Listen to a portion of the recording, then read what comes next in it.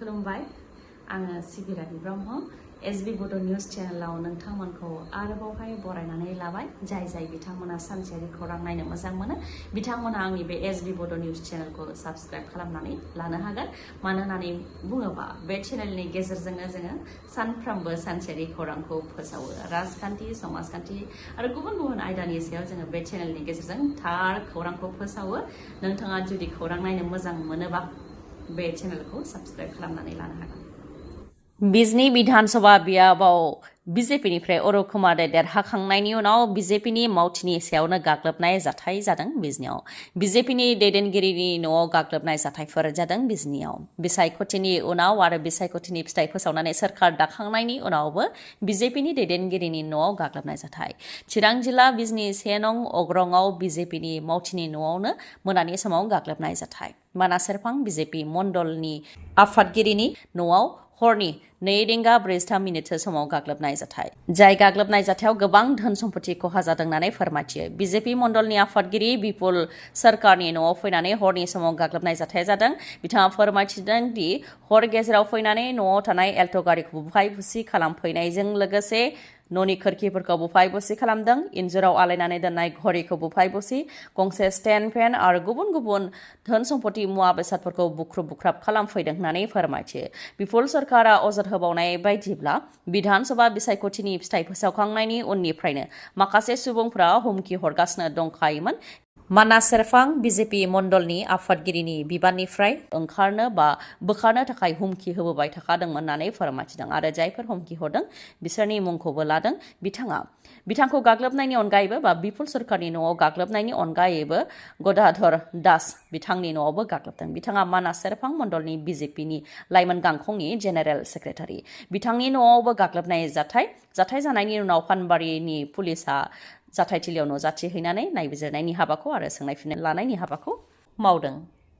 चिरां जिल्लानि बिजनीआव गिख्रंथाव लामानि जाब्रबथायजों जिउ खोमानो गोनां जानाय सीआईएसएफनि जवान राहुल राय आरो बिथांनि बिसि अनामिका रायनि गोथै देहाखौ मैयानि सानाव जोबथा बिदाय होबाय सीआईएसएफनि नेम खान्थि बायदि मैयानि सानाव जोबथा बिदायखौ होबाय फोरमायथिनो गोनांदि थांनाय 16 मेआव लामानि जाब्रबथायाव जिउ खोमानो गोनां जादोंमोन बिसि आरो फिसाय सानैया ओजोंहाय बिथांमोननिनो 8 बोसोर बैसोनि सासेल' फिसाजोआ गाज्रियैनो जोखोम जानो गोनां जादोंमोन शुक्रबारनि बेलासियाव चिरां जिल्ला बिजनी पुलिस थानानि सिङाव बिजनी खुख्लुं लामायाव उत्तर सिलबारियाव गिख्रंथाव लामानि जाब्रबथायजों मोगा-मोगि जानो गोनां जादोंमोन बिथांमोनहा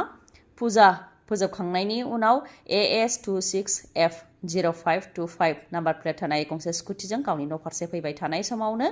AS26F2229 नाम्बार प्लेट थानाय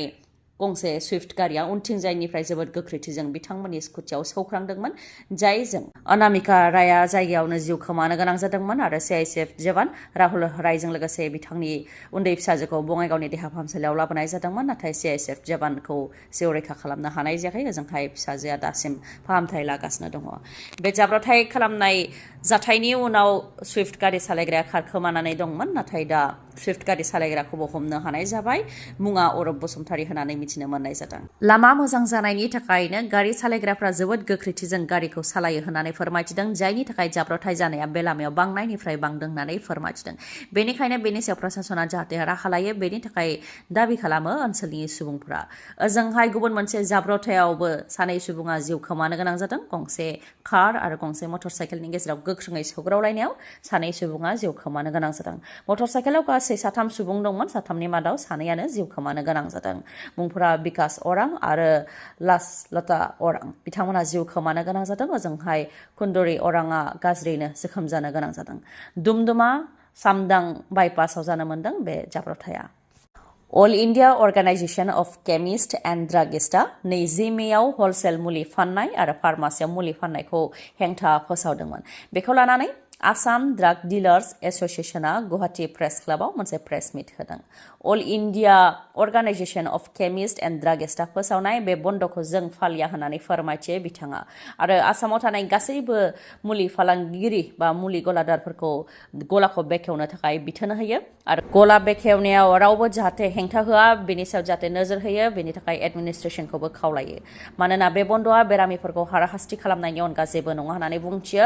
आसाम ड्राग डिलार्स एसोसिएशननिफ्राय all India organisation of chemist and ड्रागिस्टआ मोनसे गेदेर आफाद जेराव 2,40,000 सोद्रोमाफोर दङ आरो बिथांमोननि आखायावनो कन्ट्रला दंखायो कर्परेटखौ कन्ट्रल खालामोब्लानो अनलाइननि गेजेरजों मुलि फालांगि खालामनाया ओरैनो बन्द जाखागोन होननानैबो बिथांमोना बुंथियो अनलाइननि गेजेरजों मुलि फाननायनि थाखाय आसाम सरकार बा भारत सरकारा बिथांमोननो लाइसेन्सखौ होआखै बेनिखायनो कर्परेटखौ कन्ट्रल खालामोब्लानो अनलाइननि गेजेरजों मुलि फाननाया बन्द जागोन होननानै फोरमायथियो आसाम ड्राग डिलार्स एसोसिएशननिफ्राय भुटानाव गोबां अखा हानायनि जाहोनाव टर्सा दैमाया देरखांदों दैमा देरखांनायनि जाहोनाव टर्सा दैमाजों नांजाबफानाय ओनसोलफोराव दैया लोमसावदों लामा सामा लोमसावनायजों लोगोसे दालां साजोंबो दैया उसिफावलांदों भुटानाव गोबां जुब जुब अखा हानायनि जाहोनाव टर्सा दैमाया देरखांदों जायनि जाहोनाव खाथि खाला थानाय ओनसोलफोर जयगाव पुनसिलिं बायदिफोरावबो दैया लोमसावदों दैनि लेभेला डेन्जार बा गिख्रंथावनि गोजौआव सौहैनायनि थाखाय सांग्रांथिखौ फोसावदों टर्सा दैया देरनायनि जाहोनाव गुबुन गुबुन दैमा दैसाफ्राबो देरखांदों जायनि थाखाय सांग्रांथि फोसावदों ओनसोलाव सिगांनि समफ्रावबो टर्सा दैमा देरनायनि जाहोनाव गुबुन गुबुन दैमा दैसाफ्रा देरखांदोंमोन जायजों गोबां अखा हानायनि जाहोनाव आरो दैमा देरनायनि जाहोनाव लामा सामा आरो दालांफोरा बायनानै थेर-बेथेर जानो गोनां जादोंमोन फोरमायथिनो गोनांदि भुटानाव जुब जुब अखा हायोब्ला भुटानजों नांजाबफानाय जोंनि भारतनि सीमाफ्राव थानाय गामिफ्राबो खैफोदाव गोग्लैनो गोनां जायो बेनि थाखाय दैज्लां बोथोर फैयोबा सांग्रां जानानै थानो गोनां जायो भुटानजों नांजाबनाय गामि ओनसोलफोरा सासे दायनिगिरिखौ जिउ जोबजासे जोबथेसालियाव थानायनि साजा फोसावबाय बिसिखौ बुथारनायनि दायाव जिउ जोबजासे जोबथेसालियाव थानायनि साजा फोसावबाय बिजनीनि एडिशनेल सेसन जाजआ 60 बोसोर बैसोनि ब्रिटिश हाजंखौ जिउ जोबजासे जोबथेसालियाव थानायनि साजा फोसावबाय बिजनी पुलिस थानानि सिङाव थानाय बलामगुरिनि थागिबिमोन 60 बोसोर बैसोनि ब्रिटिश हाजंआ थांनाय 2025 मायथाइनि 19 एप्रिलाव ब्रिटिश हाजंआ गावनि बिसि बैजयन्ती हाजंखौ सिखाजों दानस'दोंमोन नखरनि दावराव दावसिखौ लानानैनो फिसाया बिसिखौ दानस'दोंमोन बिसिखौ दानस'खांनायनि उनाव फिसाया गावखौ बलामगुरि आउटपस्टआव पुलिसनि आखायाव गथायनानै हैदोंमोन बेनि उनाव दा बिजिरसालियाव बिजिरनायनि उनाव जिउ जोबजासे जोबथेसालियाव थानायनि साजा फोसावबाय दायनिगिरिखौ बेनि अनगायैबो क'क्राझार स्पेशल पक्स' कर्टआबो सासे दुथांखौ 20 बोसोर जेल जानायनि साजा फोसावदों दुथां महर आलीनि हेंथायै 20 बोसोर जेल जानायनि साजा फोसावनायजों लोगोसे 20,000 रांनि जुरिमानाबो फोनांदों थांनाय 2022 मायथाइनि जुलाइ दानाव 15 बोसोर बैसोनि सासे हिन्जावसाखौ जिनाहारि खालामदोंमोन महर आलीया दा बिजिरसालिया पक्स' आइननि सिङाव दायनिगिरिखौ 20 बोसोर जेल जानायनि साजा फोसावनायजों लोगोसे 20,000 रांनि जुरिमाना फोनांबाय प्रशासना सिखाव दाखाथिखौ होबथानायाव थारलायै फेलें जादों जायनि जाहोनाव सानसेयावनो गुबुन गुबुन जायगायाव गोबां लुथिनाय जाथाय सिखाव खावनाय जाथाय बायदि जाथायफोर जायो लामा सामा न' बां बायदिफ्राव गोबां लुथिनाय जाथाय सिखाव खावनाय जाथायफोरा जायो नाथाय प्रशासना जेबो राहा लानो हायाखै बेनि सायाव थिग बेबायदिनो बायहाटानि आतारगावनि कामारतलायावबो दाखाथि CRPF जवाननि न'आव 7 दाखाथिफोरनि लुथिनाय जाथाय